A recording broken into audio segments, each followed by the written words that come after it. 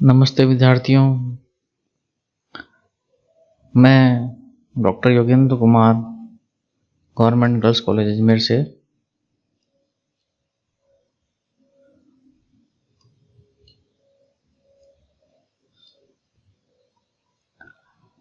आज का हमारा विषय है बेरोजगारी है।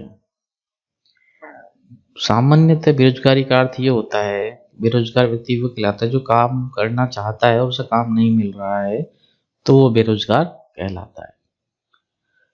भारत में जो बेरोजगारी का स्वरूप है, nature of unemployment in India, वो इस प्रकार से है। फर्स्ट हम बात करते हैं संरचनात्मक बेरोजगारी की, स्ट्रक्चरल अनएम्प्लॉयमेंट की। ठीक, स्ट्रक्चरल अनएम्प्लॉयमेंट क्या होता है? सामाजिक, आर्थिक एवं तकनीकी विकास के परिणाम स्वरूप उद्योगों का विस्तार होता है, जबकि कुछ अन्य उद्योग धीरे धीरे क्षण क्षण संकुचित होते जाते हैं।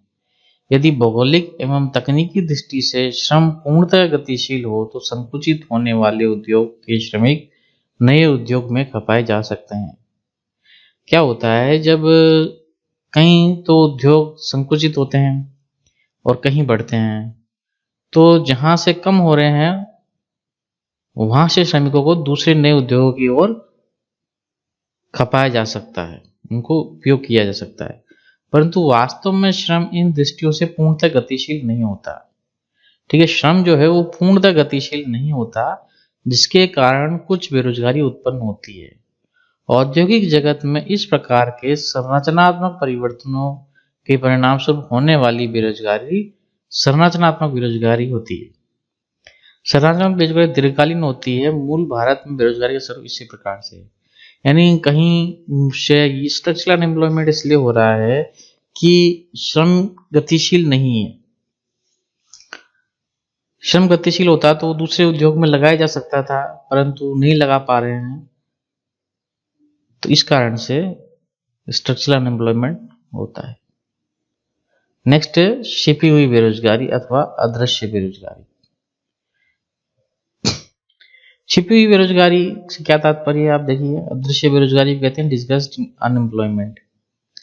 इसके अंतर्गत श्रमिक बाहर से तो काम पर लगे हुए प्रतीत होते हैं, किंतु वास्तव में उन श्रमिकों की उस कार्य में आवश्यकता नहीं होती, अर्थात उनकी सीमांत उत्पत्ति शून्य या नहीं के बराबर होती।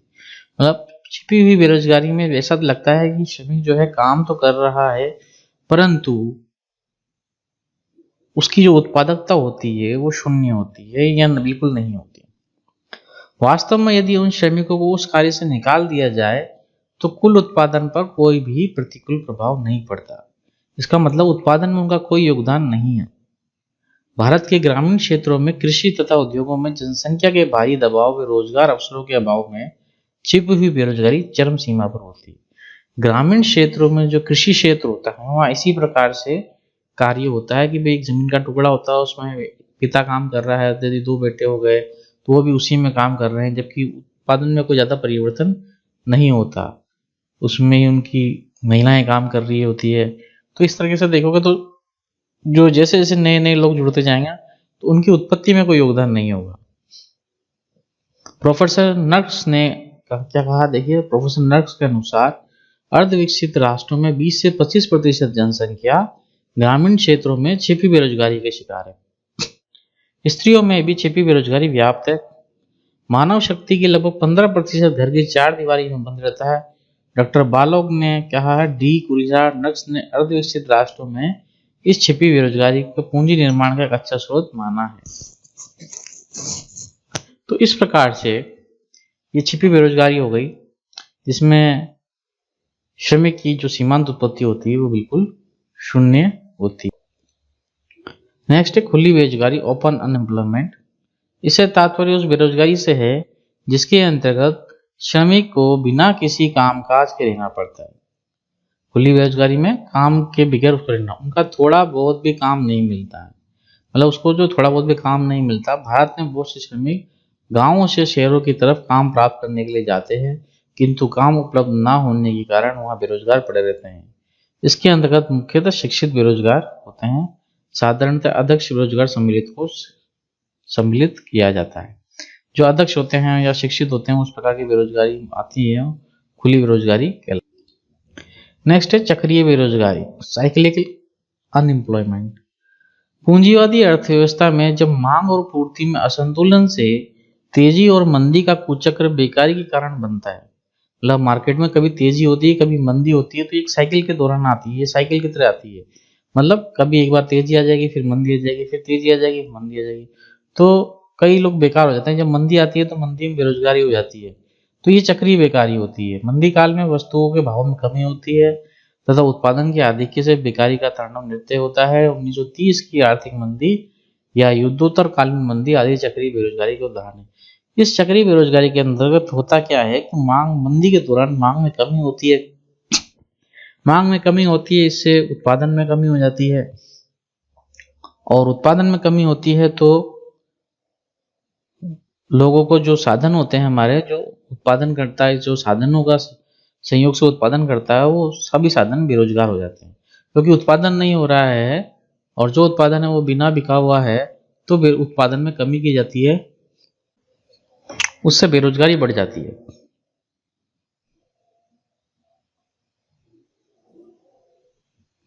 नेक्स्ट, मौसमी बेरोजगारी। मौसमी बेरोजगारी के अंतर्गत सीजनल अनएम्प्लॉयमेंट आता है। इसके अंतर्गत किसी विशेष मौसम या अवधि में प्रतिवर्ष उत्पन्न होने वाली बेरोजगारी को सम्मिलित किया जाता है। भारत में रबी और खरीफ की फसलों के बीच की अवधि में मानसून के ना आने तथा किसानों के बेकार बैठना पड़ता है। मतलब मौसम ही बेरोजगार होते हैं जब बेरोजगार किसान बेरोजगार होते हैं जब रबी और खरीफ की फसल के बीच की अवधि में मानसून नहीं आता है, तो उनकी एक सही के मतलब सीजनल होता है। क्योंकि कुछ वर्ष तो साल के कुछ महीनों में तो काम मिलता है, कुछ में काम नहीं मिलता। इसी प्रकार चीनी गुण आदि उद्योगों में काम केवल मौसम में होता है। जैसे कि ऊनी वस्त्र का काम सर्दी में होगा, और चीनी गुड़ उत्पादन का काम जिस महीने में यानी जिस फसल में चीनी और गुड़ उत्पन्न होता है, बाकी समय बेकार बैठना पड़ता है। लघु और कुटीर उद्योगों के पतन से मौसमी बेरोजगारी अधिक कष्टप्रद हुई है, क्योंकि लघु और कुटीर उद्योग का पतन हो गया तो जो श्रमिक होते हैं जो बेरोजगार हो जाते थे, वो ये लघु और कुटीर उद्योग कर लेते थे, परंतु अभी इनका भी पतन होता जा रहा है तो वो बेरोजगार हो जाते हैं।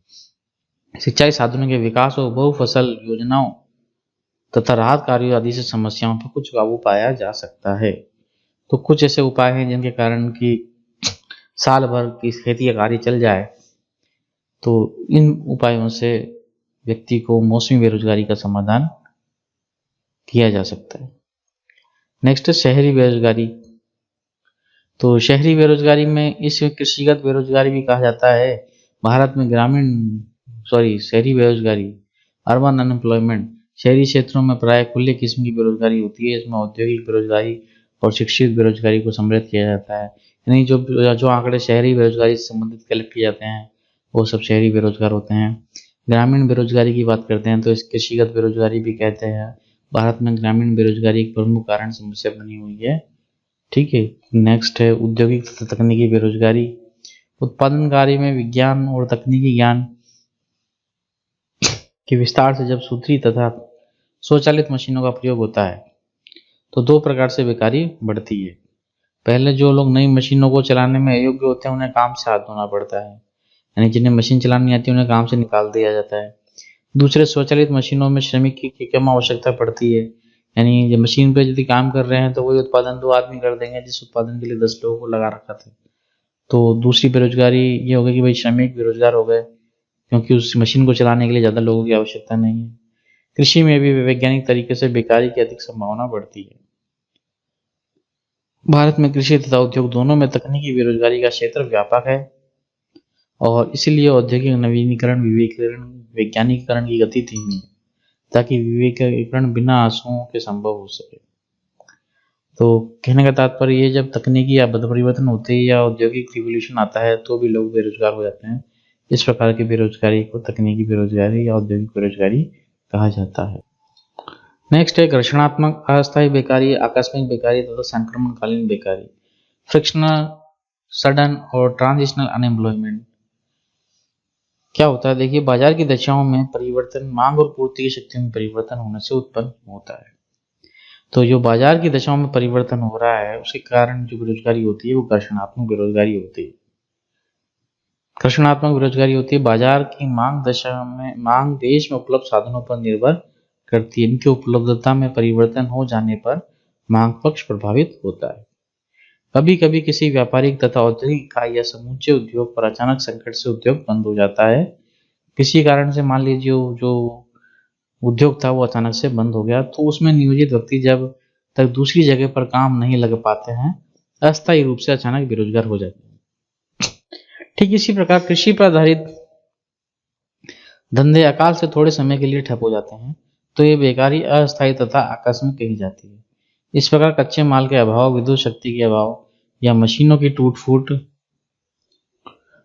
हो जाने से कुछ समय के लिए कारखाना बंद कर दिया जाए, तो ऐसे समय पर काम पर ना लग सकने वाली को बेकारी भी इसी प्रवृत्ति की होती है।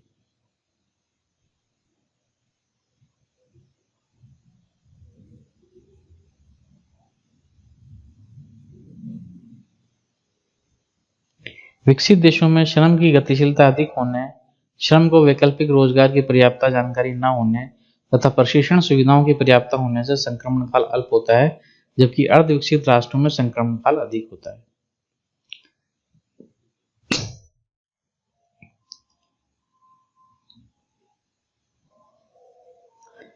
नेक्स्ट है शिक्षित तथा अशिक्षित बेरोजगारी, एजुकेटेड अनएजुकेटेड अनएम्प्लॉयमेंट।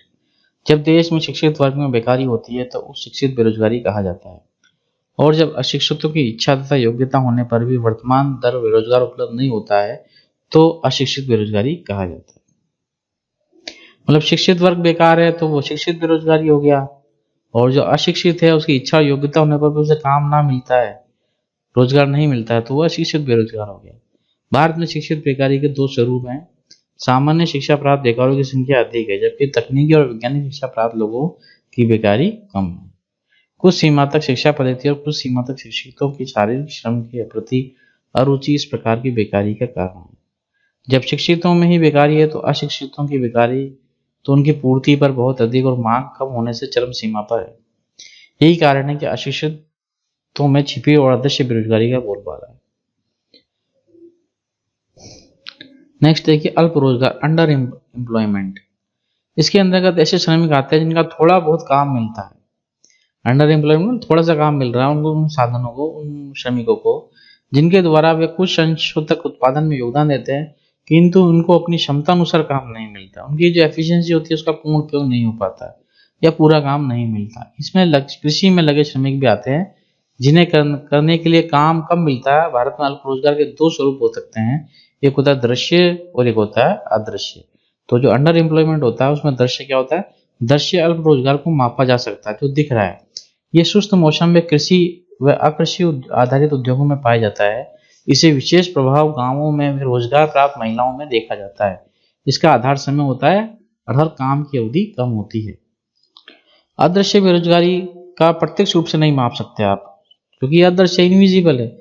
ये स्वरोजगार में लगे व्यक्तियों में वर्ष भर पाया जाता है और पर्याप्त काम इनसफिशिएंट वर्क के कारण यह अल्प उत्पादकता व अल्प आमदनी के रूप में प्रकट होता है। ऐसे व्यक्ति अपनी आय बढ़ाने के लिए अतिरिक्त काम या वैकल्पिक काम करना चाहते हैं। एनएसएस के 50वें दौरे के अनुसार 93-94 में सामान्यतः रोजगार प्राप्त व्यक्तियों का 42% अंश अदृश्य अल्प रोजगार का शिकार था। यानी ये कुछ हमारे बिंदु थे, अलग अलग प्रकार की बेरोजगारी है जो कि भारत में पाई जाती है।